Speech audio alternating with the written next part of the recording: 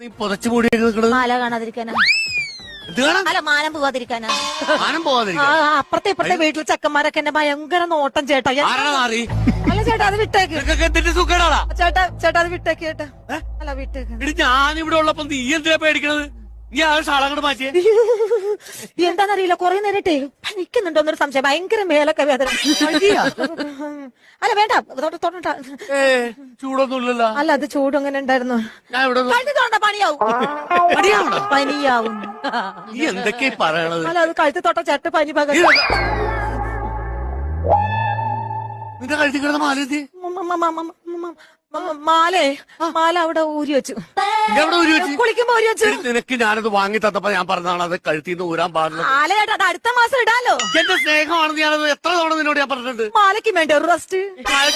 അത് നിന്റെ കഴുത്തിൽ കിടന്ന് റെസ്റ്റ് ചെയ്താൽ മതി. അല്ല അത് പിന്നെ ഈ സാധനം പോയി എടുത്തോളൂ. മതി. അല്ല അതെ പോയി എടുക്ക്.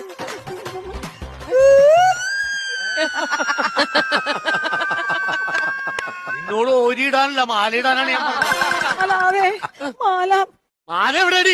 മാല ഞാൻ മാല ഞാൻ മാല ഞാൻ മാല ഞാൻ മാല ഞാൻ മാലേ അത് പിന്നീടല്ലോ നമ്മുടെ സ്വർണ്ണ ഇല്ലേ, സ്വർണ്ണ സ്വർണ്ണ സ്വർണ്ണല്ലതാ അപ്പുറത്ത് വിട്ടില്ല. അവൾക്ക് പണയം വെക്കാൻ കൊടുത്തു. ഈശ്വരാ